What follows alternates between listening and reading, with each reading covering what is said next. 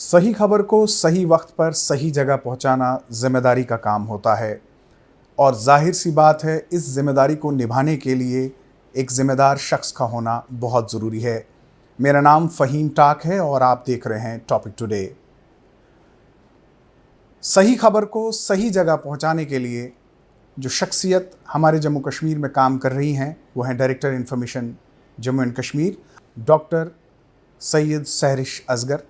Programme में आपका हमारे साथ स्वागत है। Thank you so much, thank you for inviting. Ma'am, Covid चल रहा है, हर डिपार्टमेंट जो है वो काम कर रहा है। ऐसे में हम इस कोविड को जंग की तरह देखते हैं और जंग में सबसे ज़्यादा जो इम्पोर्टेंट रहता है वो इन्फॉर्मेशन का काम रहता है। मालूमात की जब हम बात करते हैं और उस इन्फॉर्मेशन को सही वक्त पे सही जगह पहुंचाना। प्रोग्राम के आगाज़ में ही मैंने बात की कि हम इन्फॉर्मेशन को सही मौके पर सही जगह और सही वक्त पर जो है पहुंचाना बहुत ज़रूरी रहता है। तो ऐसे में कोविड के सिलसिले में आपके ऑफिस ने भी बहुत काम किया। आपसे जानना चाहूँगा क्या कुछ काम हुआ, कैसे हुआ और क्या कुछ आप कर रही हैं? फ़हीम साहब, आपने बिल्कुल सही कहा कि जो कोविड का ये माहौल बना और पिछले 2-2.5 महीनों से हम इससे जूझ रहे हैं और एक तरह से एक जंग का माहौल बना हुआ है, क्योंकि ये एक अनप्रेसिडेंटेड इवेंट था। किसी को ये पता नहीं था कि इसमें करना क्या है, प्रोटोकॉल्स डेवलप नहीं थे, ना ही ये पता था कि अगले दिन क्या होगा और कितना लंबा चलेगा। आज भी जो है काफ़ी इसमें अनसर्टेनिटीज़ बनी हुई हैं, लेकिन खुदा का फजल है कि हमने कुछ हद तक SOPs डेवलप किए, प्रोटोकॉल्स डेवलप किए जो इंटरनेशनल लेवल पे चल रहे हैं, जो नेशनल लेवल पे चल रहे हैं। और J&K ने भी अपने यहाँ पर कुछ ट्वीक्स करके, कुछ अपनी तरह से वेरिएशंस लाके इसमें प्रोटोकॉल्स डेवलप किए। बट इस सब में जो आपने सही कहा कि इन्फॉर्मेशन देना और सही लोगों तक सही इन्फॉर्मेशन पहुंचाना बहुत ज़रूरी है। इन्फॉर्मेशन डिपार्टमेंट का काम जो है इस पूरे सिनेरियो में बहुत ज़्यादा बढ़ गया। पहली चीज़ ये थी कि ये एक ओनली मीडियम था जिससे एक रेलेवेंट राइट इन्फॉर्मेशन जो है वो निकलनी थी। दूसरी चीज़ ये थी कि सरकार को हर दिन बात करने की ज़रूरत थी, क्योंकि लोग भी जो हैं वो उस वक्त डाउटफुल थे।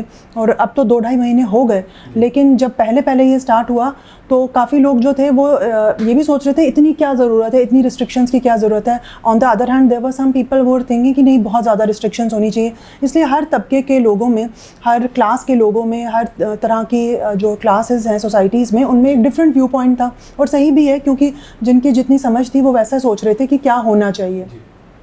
तो इस पूरे संदर्भ में हमारा जो रोल रहा, इन्फॉर्मेशन का ये रोल रहा कि हमने हर दिन जो है वो पहले तो हम हर दिन प्रेस कॉन्फ्रेंसेस कर रहे थे, प्रेस ब्रीफिंग्स कर रहे थे।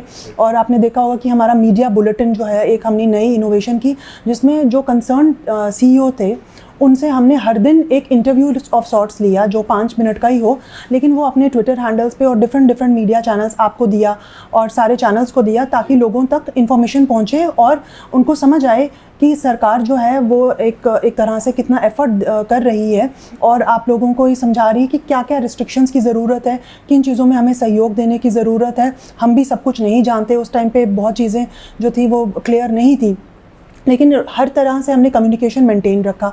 चाहे वो प्रेस रिलीजेज़ हों, हमारी फ्रीक्वेंट, काफ़ी लोगों ने ये भी कंप्लेंट किया कि बहुत देर तक, रात तक भी हमारे प्रेस रिलीजेज़ आ रहे हैं। आजकल भी ऐसा हो रहा है, because government is working 24/7। And रात को भी मैं आपको बता रही हूँ कि हमें ऐसा होता है कि we are ready at 12 also, कि अभी भी कोई जो है मीटिंग होगी और उसका प्रेस रिलीज़ हमें निकालना होगा 12:30-1 बजे तक भी हमने ऐसा किया है। और ये पूरे इन 2-2.5 महीनों में ऐसा चला है। And I am very thankful to all of you, क्योंकि आपने कंप्लेन नहीं किया कि आप हमें सबको भी जगा रहे हैं अपने साथ। कुछ लोग आए हमारे पास और वेरी जेन्युइन, इवन रोज़े भी चल रहे थे तो देवर सेइंग कि बट दिस इज़ समथिंग जो डिमांड था, आज के टाइम की डिमांड थी कि हम जितने ज़्यादा इंफॉर्मेशन जो है लोगों तक पहुँचा सकें। जंग का माहौल जाहिर सी बात है और अभी भी हम जूझ रहे हैं इस जंग से। ऐसे में जैसे आपने कहा कि 24/7 काम हो रहा था, एक बड़ी कोऑर्डिनेटेड एफर्ट की ज़रूरत रहती है, क्योंकि ये टीम वर्क रहता है, आपके साथ आपकी टीम होनी चाहिए। और अनसर्टेनिटी इतनी थी कि आपको भी नहीं पता था कि हर घंटे के बाद क्या कुछ होता था, क्योंकि SOPs चेंज होती थी, पैरामीटर्स चेंज होते थे, गाइडलाइंस चेंज होती थी। तो ऐसे में सही इतलात को, सही इन्फॉर्मेशन को सही वक्त पर जो आपने पहुंचाया, ये किस तरह से आपने कोऑर्डिनेट किया? देखिए, मैं आपको बताती हूँ कि हमारे जितने भी जो ग्राउंड लेवल वर्कर्स हैं, they have been very helpful, because unprecedented रहा। बहुत ज़्यादा टाइमिंग्स, जैसे मैंने आपको बताया कि टाइमिंग्स का कोई पता नहीं, सुबह हो शाम हो, वी हैड नो आइडिया कि किस टाइम पे बुलाया जाएगा, किस टाइम पे इंफॉर्मेशन जो है रिलीज़ होनी है। तो इसलिए उनका जो रोल रहा, जो हमारे ग्राउंड पे जो लोग काम कर रहे हैं, वो सबसे वाइटल रहा। मैं ये कहती हूँ कि ऑफिसर से ज़्यादा जो ये हमारे ग्राउंड के सिपाही हैं, जो ट्रेन्स आ रही हैं तो 5 बजे सुबह मुझे फ़ोन करता है वहाँ पे कैमरामैन कि मैं पहुँच चुका हूँ और मैं यहाँ के शॉट्स ले रहा हूँ, तो वो 5 बजे 4:30 बजे से जो 4 बजे से तैयारी कर रहा है कि वहाँ जाऊँगा, कैसे शॉट लेने हैं, कैसे क्या करना है। तो एक बहुत कोऑर्डिनेटेड एफर्ट रहा और इसमें सबसे इम्पॉर्टेंट रोल बिल्कुल मेरे जो ग्राउंड लेवल वर्कर्स हैं, जो हमारे कैमरामैन हैं, जो हमारे रिपोर्टर्स हैं, जो ग्राउंड पे जाते हैं, जो हर जगह मौजूद हो जाते हैं और फिर वहाँ से हमें फीड्स देते हैं, हमें वहाँ से क्लिपिंग्स भेजते हैं, उनका सबसे इम्पॉर्टेंट रोल रहा। येस, डिफरेंट डिपार्टमेंट्स की कोऑर्डिनेशन बहुत ज़रूरत थी यहाँ पर, क्योंकि देखिए हम इंफॉर्मेशन तभी भेज सकते हैं जब हमें सारे सोर्स से इंफॉर्मेशन आए। नोडल ऑफिसर्स बने, हमने उनके साथ कोऑर्डिनेट किया कि जो लखनपुर में काम कर रहे हैं, जो डिफरेंट ट्रेन्स के साथ एसोसिएटेड नोडल ऑफिसर्स हैं, काफ़ी सीनियर लेवल के, इनफैक्ट सेक्रेटरी लेवल्स जो हैं वो सारे तैनात किए गए ताकि कहीं पर भी कोई स्लैकनेस ना रहे। अब एक सेक्रेटरी लेवल एक जो है वो ट्रेन की मैनेजमेंट में सबसे हेड कर रहा है, तो यू कैन वेल अंडरस्टैंड कि कितनी सीरियसनेस है गवर्नमेंट की कि वहाँ पे कोई भी स्लैकनेस नहीं आनी चाहिए। सेक्रेटरी है, उसके बाद हायर लेवल के ऑफिसर्स, IAS ऑफिसर्स वहाँ पे लगे हुए हैं, KS ऑफिसर्स लगे हैं, पूरा एक अमला वहाँ पे जो है DC का अपना भी मौजूद है। तो एक लेयर के ऊपर लेयर, तह बर तह एक पूरा एक इस पर हुआ, एफर्ट हुआ। और अब जैसे आप देख रहे हैं ट्रेन्स आ रही हैं, प्लेन्स आ रहे हैं, ढाका से काफ़ी बच्चे वहाँ से आए लखनपुर से एक रेगुलेटेड फैशन में, पहले थोड़ा अनरेगुलेटेड हो रहा था लेकिन फिर एक रेगुलेटेड फैशन में 60,000 ऑलमोस्ट बच्चों को हमने वहाँ से, बच्चों और जो माइग्रेंट्स हैं उनको वहाँ से लाया। तो इस तरीके से एक एफ़र्ट रही, हर डिपार्टमेंट के साथ हमने कम्युनिकेट किया, हमने अपने एक ग्रुप्स बना लिए जिसमें हमने हर सेक्रेटरी को भी इन्वॉल्व किया और उनके साथ साथ जो उनके सेकंड रैंक के ऑफिसर्स थे उनके साथ भी हमने इतना कोऑर्डिनेशन रखा कि हमें हर दिन पता लगता रहे। और आप अपना ट्विटर हैंडल देखते ही होंगे, हम जो भी बच्चे आ रहे हैं या जो भी ट्रेन्स आ रहे हैं, लेबरर्स के साथ जो भी हमने हेल्पलाइन नंबर शुरू की, वो सारा हम फ्लैश करते रहें। और काफ़ी बार ऐसा होता है कि मैं खुद भी 12-1 बजे अपना वो बना के, ट्वीट बना के उनको भेजती हूँ, because sometimes social media becomes very very important medium. हम शायद रात को 1 बजे ये ऐसा प्रोग्राम नहीं कर सकते हैं, लेकिन सोशल मीडिया का ये फ़ायदा रहा कि जैसे इन्फॉर्मेशन आई, होम सेक्रेटरी ने मुझे इन्फॉर्मेशन भेजी, I just tweeted on my Twitter account, लोगों तक पहुंच गई, अगले दिन हम उसको प्रेस रिलीज़ के फॉर्म में भी निकाल सकते हैं। So yes, there has been a lot of coordination between different departments and I must tell you that all the officers, सारे सेक्रेटरीज, हमारे LG साहब की जो पूरी सुपरविजन में ये काम हुआ, हर दिन वो खुद मीटिंग्स लेते थे। चीफ सेक्रेटरी साहब ने खुद इसमें कॉन्टीन्यूस मीटिंग्स ली हैं, हर वीक इसमें रेगुलरली, और एक फीडबैक मैकेनिज्म रहा है कि जहाँ पर कुछ स्लैकनेस थी, जहाँ पर कुछ चेंजेस करने की, मॉडिफिकेशंस करने की ज़रूरत थी, वो भी की। आपने देखा होगा कि काफ़ी बार हमने चेंजेस करके भी चीज़ें जो हैं वो सामने लाई। उससे ये रहा कि हमने माना कि जहाँ जहाँ हमारी गलतियाँ हो रही हैं वहाँ किस तरह से उनको इम्प्रूव किया जाए, और एक कम्युनिकेशन हमने बरकरार रखा। इसी से जुड़ता हुआ सवाल है, हुकूमत के बदलते फ़ैसले और लोगों का घरों में लॉकडाउन के दौरान बंद होना, ऐसे में इंटरनेट और टेलीविज़न के अलावा लोगों के पास और कोई सहूलियत नहीं थी कि उन तक बात पहुंचाई जाए। और ख़ासकर जंग के दौरान अगर एक भी चीज़ गलत हो जाए ख़बर के हवाले से तो एक भगदड़ मचने का ख़तरा रहता है। लोग डरे और सहमे तो पहले से ही थे। तो किस तरह से आपने ख्याल रखा कि जो सही इन्फॉर्मेशन है, जो सही कंटेंट है, उसमें एक बहुत बड़ी जिम्मेदारी आपके ऊपर ये भी थी कि लोगों को आपने अवेयर भी करना है, तो किस तरह से आपने उन पैरामीटर्स का ख्याल रखा? देखिए, हमने जो इसमें डिफरेंट फेजेस रहे। जो पहला फेज़ था वो एक तरह से डराने का फेज़ ही था, बिकॉज़ अगर हम थोड़ा सा ये करते कि नहीं ठीक है, आपको बैठना है तो बैठो, नहीं बैठना तो बैठो, तो वैसा नहीं रहा। एक जो पहला फेज़ था उसमें हमने पहले हफ्ते में एक अवेयरनेस कैंपेन चलाई जिसमें हमने बहुत सारी एडवर्टीज़मेंट्स जो हैं वो न्यूज़पेपर के ज़रिए या टीवी के ज़रिए, सोशल मीडिया के ज़रिए जो है लोगों तक पहुंचाई कि सोशल गैदरिंग्स ना करें, ज़रूरत नहीं पड़ने पे ही बाहर जाएं, रेस्पिरेटरी हाइजीन मेंटेन रखें, बार बार हाथ धोएं, ये सब चीज़ें एडवाइजरीज़ थी। दूसरा हफ्ता हमारा ये था जहाँ हमने एक्चुअल में थोड़ा जो है लोगों को समझाया कि आप बाहर ना निकलें। ये वैसा नहीं, ये एडवाइजरी की तरह नहीं है, ये है कि that you have to follow it and इस पर आप रेस्ट्रिक्शंस लगेंगी। तीसरे हफ्ते में रेस्ट्रिक्शंस जब लगी तो फिर हमने, it was like you don't have to come out, there is 144, कुछ एरियाज़ में 144 है, कुछ एरिया में डिज़ास्टर मैनेजमेंट एक्ट के काफ़ी प्रोविजंस लगे हुए हैं। एंड इसी बेसिस पे हमने आहिस्ता आहिस्ता बतदरीज जो है हफ्तेवार जो है अपनी एडवाइजरीज़ को, अपनी जो एडवर्टिजमेंट्स हैं उनको जो है वो चेंज किया। और फिर काफ़ी जो एक हफ्ता, एक महीना जो है बिल्कुल लॉकडाउन जो रहा, 1-1.5 महीना जो बिल्कुल लॉकडाउन रहा, उसमें ये सबसे इम्पॉर्टेंट ये था कि लोगों की साइकियाट्रिक हेल्थ का भी थोड़ा ध्यान रखा जाए। इसमें हमने सोशल वेलफेयर डिपार्टमेंट के साथ जो है कोऑर्डिनेट किया। और आपने देखी होगी जो हमारी एडवाइजरीज निकलती थी वो 3 तरह की थी। एक तो था कि जो बच्चे इसकी वजह से स्कूल नहीं जा पा रहे हैं उनको क्या करना चाहिए घर बैठ के, किस तरह से हमने एक डिटेल्ड उसमें प्रेस रिलीज़ और एडवर्टीजमेंट्स काफ़ी देर तक निकालते रहे कि अपना एक शेड्यूल मेंटेन कीजिए, पढ़ाई कीजिए, खेलें भी, घर के अंदर रहिए, घर के अंदर रहना क्यों इंपॉर्टेंट है। एल्डरलीज़ के लिए अलग एडवाइजरीज़ निकाली हमने। और साथ साथ डोमेस्टिक वायलेंस पे आपको पता है हाई कोर्ट के भी इसमें काफ़ी रोल रहा।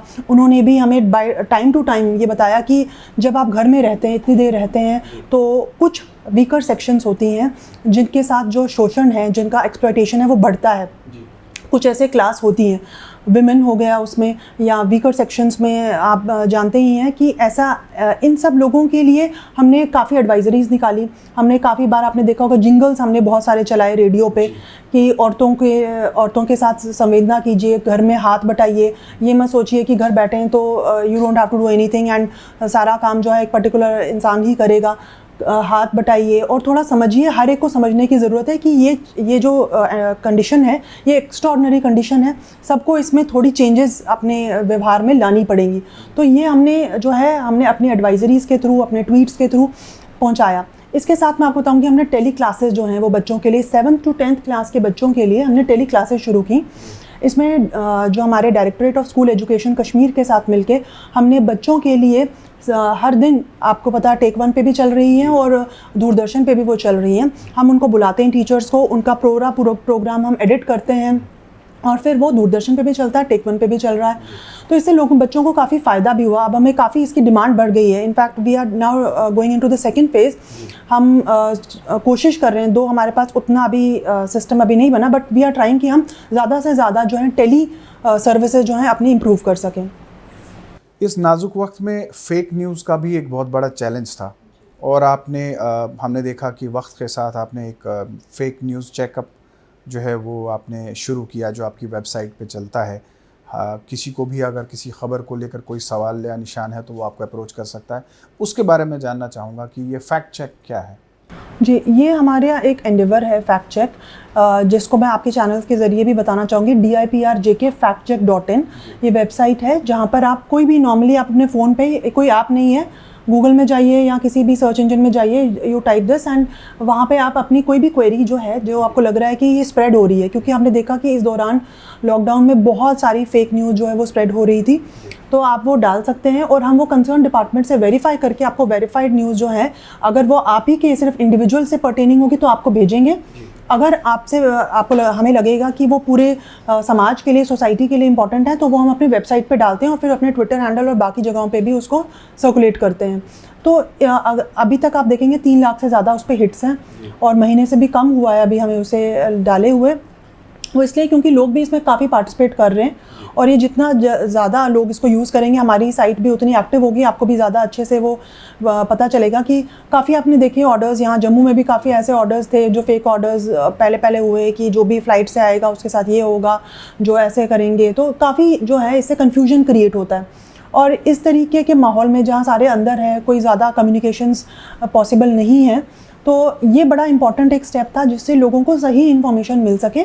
और इससे ये भी होता है कि हमारी हम जो काम कर रहे हैं उसको एक और प्लेटफॉर्म मिल रहा है कि जो हमें लगता है कि सही ऑर्डर्स हैं वो हम पहले ही उस पर साइट पे चढ़ा देते हैं ताकि लोगों को कन्फ्यूजन ना हो।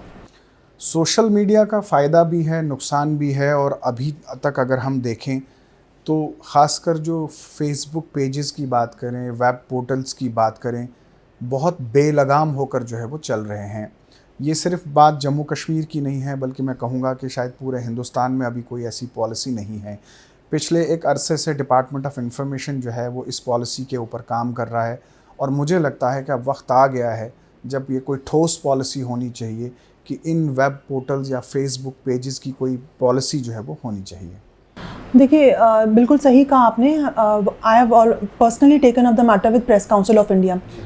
प्रेस काउंसिल के 3-4 जो है मेंबर्स वो JNK के आए, पहले जम्मू आए फिर कश्मीर आए, and I have also taken this personally with them कि ये चीज़ जो है बिल्कुल JNK से रिलेटेड ही नहीं, पूरे मुझे लगता है पूरे कंट्री के साथ और इनफैक्ट ग्लोबली ये जो है ये एक फिनोमिना चल पड़ा है कि बहुत ज़्यादा पोर्टल्स खुल गए हैं और अनरेगुलेटेड फैशन में जो है न्यूज़ स्प्रेड हो रही है। लेकिन अल्हम्दुलिल्लाह आपने देखा होगा कि पूरे इस पैंडमिक में भी हमने ट्राई किया, हमने मेंटेन किया कि हम ऑथेंटिक इन्फॉर्मेशन जो है वो लोगों तक पहुंचा सकें। जहाँ जहाँ उन्होंने हमें क्वेश्चन किया कि ये सही है या गलत है, हम उनका अक्सर और बेशतर उनका रिस्पॉन्ड करते हैं, चाहे उनको इंडिविजुअली ना करके अगला ट्वीट जो होता है हमारा वो उसी के रिलेटेड होता है, या अगला जो हमारा वेबसाइट पे आप देखेंगे जो भी क्वेरी का हम वैसे जवाब देते हैं ताकि सब लोगों तक वो इन्फॉर्मेशन पहुंच सके।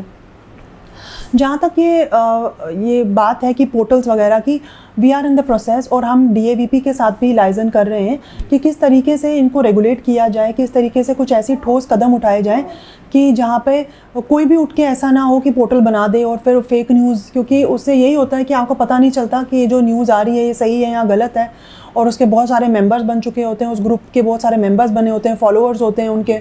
तो इसको रेगुलेट करने के लिए yes we are waiting for a pan India kind of a policy, but हम भी उस पर काम कर रहे हैं और हम काफ़ी आगे तक पहुंच चुके हैं जहां पर हम रेगुलेशंस के बहुत सारी चीज़ें निकाल रहे हैं। हमने रिसर्च की इस पर, DAVP में के साथ मिलकर हमने इसमें ट्रेनिंग का एक मॉड्यूल रखा अपने सारे ऑफिशियल्स जो हमारे इस सेक्शन को बिलोंग करते हैं उनके लिए। लेकिन yes there has to be a pan India thing, और उसी के पैटर्न पर हमारे JNK में भी आई एम एक्सपेक्टिंग कि हम ऐसा कुछ पॉलिसी निकालेंगे। दरअसल इस बिगड़े हुए माहौल के जो तासुरात हैं वो बहुत ख़राब सामने आ रहे हैं। जहां आपने बात की फेक न्यूज़ को सर्कुलेट करने की, वहीं दूसरी तरफ येलो जर्नलिज़म, और मैं तो इस हद तक कहने को जाऊंगा कि शायद जिन्हें कुछ करने को नहीं है वो सुबह सहाफ़त की तरफ जाते हैं। तो ऐसे में जो पॉलिसी आप बना रही हैं, मैं ज़्यादा डिटेल में नहीं जानना चाहूँगा क्योंकि मुझे पता है अभी शायद आपके अप्रूवल्स पेंडिंग होंगे या बाकी चीज़ें होंगी, लेकिन बहरहाल जो लोग हमें देख रहे हैं, सुन रहे हैं, और मैं जानता हूँ कि सोशल मीडिया के ज़रिए भी हमारे इस प्रोग्राम को बहुत दूर दूर तक जाएगा, एक पैगाम जाना चाहिए ख़ासकर जम्मू कश्मीर के उन लोगों के लिए जो सहाफ़त में दिलचस्पी रख रहे हैं और इस वक्त सहाफ़त कर रहे हैं कि ये पॉलिसी जो है वो कितनी डेटरेंट होगी और इस पॉलिसी में क्या होगा। जी, जैसे आपने कहा कि काफ़ी हद तक यहाँ पे ऐसे भी लोग आ गए हैं जिनका जर्नलिज़म से कोई लेना देना नहीं है और फ़ोन उठाया और जर्नलिस्ट बन गए, या कोई ऐसे भी होते हैं जिन्होंने मतलब बेसिक क्वालिफ़िकेशंस भी नहीं होती हैं।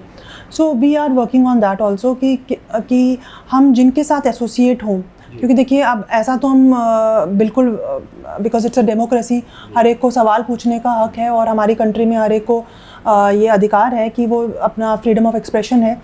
लेकिन yes, when we talk about journalism and when we talk about authentic journalist and when the government is associating with journalist, हम एक पैरामीटर्स डेवलप कर रहे हैं कि हम किन के साथ एसोसिएट करें। आपने देखा होगा कि पहले ही हम एक्रेडिशन जो है, एक्रेडिशन की एक पॉलिसी है कि कौन जर्नलिस्ट जो हैं वो एक्रेडिटेड होंगे, कौन वीडियोग्राफर्स या कैमरामैन जो हैं उनको एक्रेडिशन दी जाती है, वो कौन कौन से लेवल्स हैं। इस पे भी काफ़ी काम हो रहा है because we also want to instil this culture in our youth कि वो पढ़ें और मेहनत करें और मेहनत करके किसी चीज़ को हासिल करें। आज का ज़माना ये है कि कोई भी सोशल मीडिया पे एक अकाउंट बनाता है और प्राइम मिनिस्टर से लेकर कोई भी इंसान हो उसको मैसेज एक डाल दिया कि आप ये क्या कर रहे हैं, आप वो हैं, ये हैं, किसी भी ऑफिशियल को लिख दिया, गालियाँ दे दिया, कुछ कर दिया। There is so much of freedom on social media. But yes, आपने देखा है कि हम जो पॉलिसीज़ बना रहे हैं या जिनको एसोसिएट कर रहे हैं अपने साथ, गवर्नमेंट जो भी एसोसिएट करता है, वी हैव सर्टन गाइडलाइंस कि किन एक्रेडिटेड होने चाहिए या किस तरह के पैरामीटर्स होने चाहिए। We are working on that also. I am hopeful will be able to finalise that. Competition की इस दौड़ में जो सही सहाफ़त करने वाले मीडिया हाउसेस हैं, जब कंपटीशन की बारी आती है तो कभी ऐसा होता है कि उनके ज़रिए भी ये फेक न्यूज़ जो है वो सर्कुलेट हो जाती हैं। तो क्या कुछ कहना चाहेंगे आप उन मीडिया दोस्तों से, उन जर्नलिस्टों से जो इस वक्त जम्मू कश्मीर में काम कर रहे हैं? चूँकि आप जम्मू और कश्मीर दोनों देख रहे हैं और ऐसे में जम्मू और कश्मीर में बहुत अच्छे और रेप्यूटेड प्रोफेशनल मीडिया हाउसेस हैं जो असूल की बुनियाद पर जो है वो काम करते हैं और आज भी प्रोफेशनल एथिक्स जो जर्नलिज़म के हैं वो ज़िंदा है उनकी वजह से। क्या कहना चाहेंगे आप उस दौड़ को मद्देनज़र रखते हुए? देखिए, बिल्कुल कंपटीशन है कि ब्रेक करनी है, न्यूज़ ब्रेक करनी है, किसके पास पहले न्यूज़ पहुंची और वो ब्रेक करे। But please I would request them कि सिर्फ एक ही क्राइटेरिया नहीं होना चाहिए कि न्यूज़ जो है वो ब्रेक करनी है। You have to first confirm that ये ऑथेंटिक न्यूज़ है कि नहीं, और उसको उस तरीके से पेश करना है कि इससे कोई कन्फ्यूजन मासेस में ना क्रिएट हो जाए, कोई ऐसे तरह के डाउट ना लोगों में क्रिएट हो जाए कि क्या सरकार में क्या हो रहा है, हमारे साथ क्या होगा, आगे क्या होगा, फ्यूचर क्या होगा।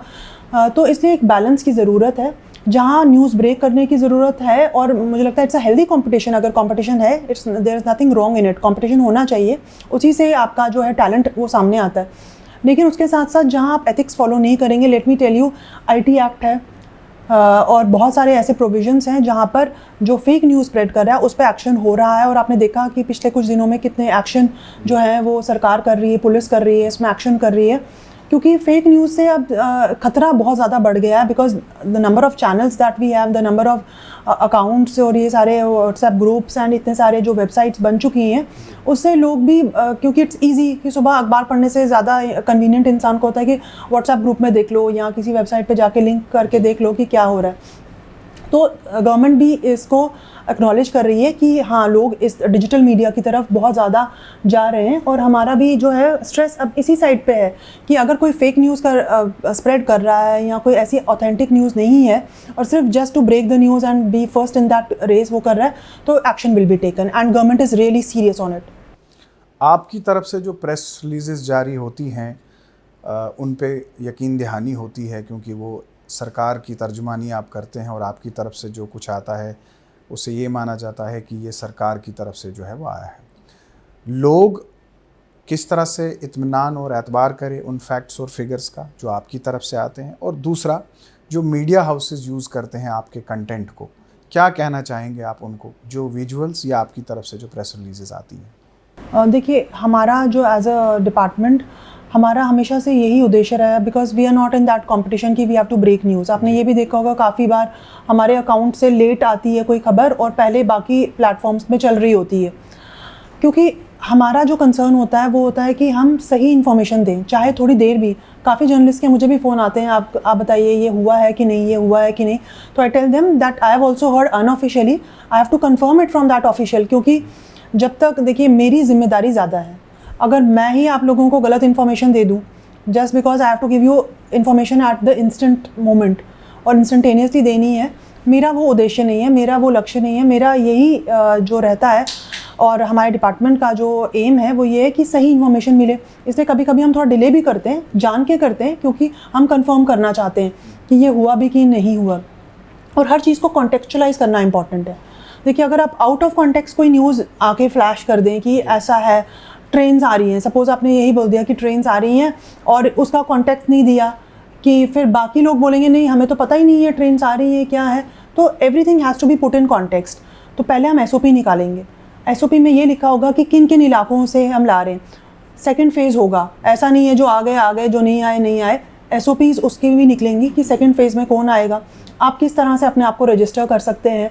जिन्होंने ऑलरेडी रजिस्टर कर दिया उनको इस साइट पे जाने की ज़रूरत नहीं। जैसे मैंने कल ही आपको देखा, आपको ट्वीट किया कि जिन्होंने जेके टीपीओ पे ऑलरेडी रजिस्टर किया उनको दोबारा होम मिनिस्ट्री के जो इस वेबसाइट है उस पर जाने की, रजिस्टर करने की ज़रूरत नहीं है।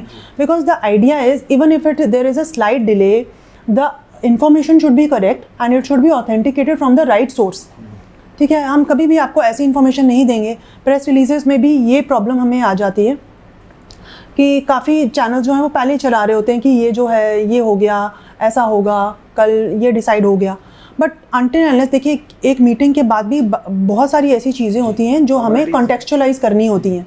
नहीं, कॉन्टेक्चुअलाइज भी करनी होती है कि पुराने में हमने क्या कहा था, इसको किस तरह से रखना है। तो काफ़ी बार हम थोड़ा डिले करते हैं, जान के भी करते हैं कहीं कहीं, जहाँ पर ज़रूरी होता है in the interest of public.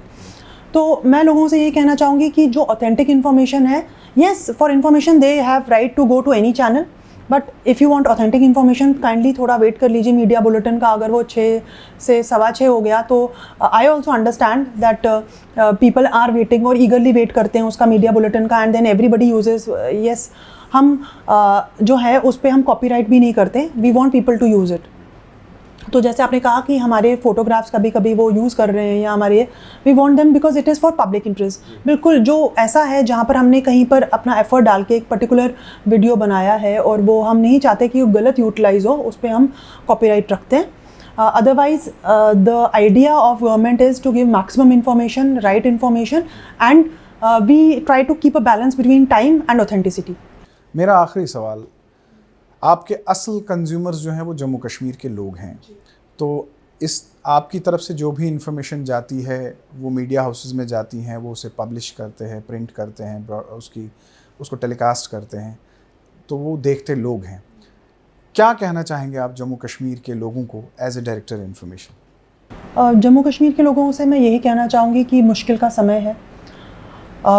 बहुत सारी चेंजेस हुई हैं, ग्लोबली चेंजेस हुई हैं, नेशनली चेंजेस हुई हैं। J&K में भी हमें अपना जो है लाइफस्टाइल थोड़ा चेंज करना पड़ेगा।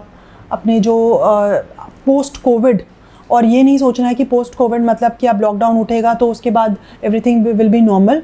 It will take time and बिल्कुल हमें इसमें एहतियात बरतनी है, वैसी ही एहतियात बरतनी है जैसे अभी तक हो रही हैं, क्योंकि ये जब तक बिल्कुल अबॉलिश या बिल्कुल ख़त्म नहीं हो जाएगा ये virus from this particular area, तब तक हम बैठ नहीं सकते।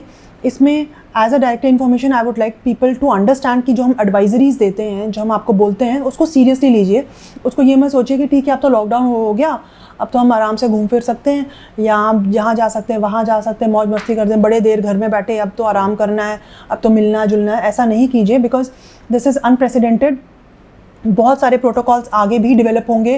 पोस्ट कोविड वर्ल्ड कैसी होगी, उसमें क्या क्या करना होगा, किस तरह के अपने प्रिकॉशंस लेने होंगे, किस तरह से मिलना जुलना भी है तो किस तरह से मिलना जुलना है, रेस्पिरेटरी हाइजीन का कैसे मेंटेन करना है, गैदरिंग्स कितनी अलाउड होंगी, और जब बोला जाएगा कि नहीं ये चीज़ अभी भी बंद है तो लोगों को उसका पालन करना होगा और करना चाहिए, because it is in their interest and it is in public interest. और अगर नहीं होगा तो ऑब्वियसली फिर एक नया स्टेज आएगी जहाँ पर पीनल एक्शन होंगे जो नहीं करेगा। अभी तक सरकार जो है वो बहुत ज़्यादा जो है हमें सहयोग मिला लोगों का, and I expect and I am hopeful कि आगे भी लोग जो है वो सहयोग देंगे। जो बाहर से बच्चे आ रहे हैं, जो बाहर से लोग आ रहे हैं, वो भी हमें सहयोग देंगे, बिकॉज इट इज़ डिफ़िकल्ट। आप इतने सारे लोगों को ला रहे हैं और उनको सबको टेस्ट कर रहे हैं, सबको क्वारंटीन में भेज रहे हैं, और जिसका नेगेटिव आ रहा है उसका अलग प्रोटोकॉल है, जिसका पॉजिटिव आ रहा है उसका अलग प्रोटोकॉल है। तो इसलिए इन सब चीज़ों में मैं यही एज डायरेक्टर इन्फॉर्मेशन चाहती हूँ कि लोग हमारी एडवाइजरीज़ को हीड पे करें, उनको ध्यान से देखें और उस पर रिलाई करें। जो हम अपना ट्विटर हैंडल पे या अपनी वेबसाइट्स पे चीज़ें डालते हैं उसको फॉलो करें और इसको सीरियसली लें, और अपने बच्चों को, अपने बूढ़ों बुज़ुर्गों को भी समझाएं कि ये मुश्किल है, घर में बैठना बहुत मुश्किल है। जिसको बाहर निकलने की आदत है, स्कूल जाने की, घूमने की, मिलने जुलने की, उनके लिए बहुत मुश्किल है, but they have to do it for the larger interest of the society. Director साहिबा, आपने अपना कीमती वक्त निकाला, हमारे प्रोग्राम में हिस्सा लिया, आपका बहुत बहुत शुक्रिया। Thank you so much. Thank you. तो ये था आज का टॉपिक टुडे, और प्रोग्राम के इख्तिताम में आपको ये बताना चाहता हूँ कि जंग ऐसे नहीं जीती जाती, जंग में यकजहती होना बहुत ज़रूरी है। और ऐसे में जहाँ हुकूमत हर मुमकिन कोशिश कर रही है कि हम इस जंग को जीतें, वहीं आपका साथ होना बहुत ज़रूरी है। अपने घरों में रहिए, महफूज रहें, सलामत रहें। आज के टॉपिक टुडे में बस इतना ही, फिर होगी आपसे मुलाकात। इजाज़त दीजिए, आदाब।